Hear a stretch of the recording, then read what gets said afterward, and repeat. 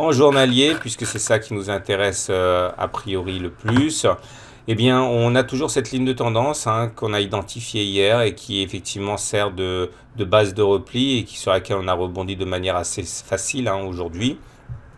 Donc, tant que cette oblique de tendance, cette ligne de tendance tient, il n'y a aucune raison de s'émouvoir.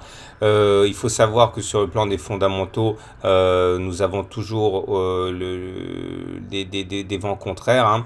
Du côté du positif, eh bien, effectivement, c'est l'avènement du nouveau gouvernement qui est important, avec apparemment un gouvernement assez pro-business, selon les rumeurs.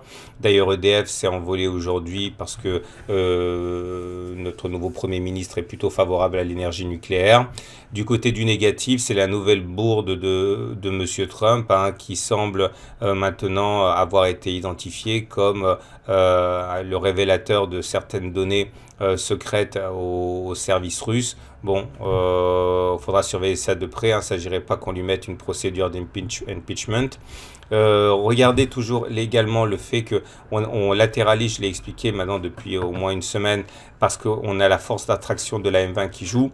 Là, clairement, on ne veut pas descendre, mais on a toujours besoin d'aller faire ce contact avec la M20, et c'est ce qui se passe actuellement. Puisqu'on ne veut pas descendre, on latéralise en attendant que la M20 monte, et l'écart entre les cours et la M20 s'amenuise de jour en jour. C'est ça aussi qui fait que l'on a du mal à aller de l'avant.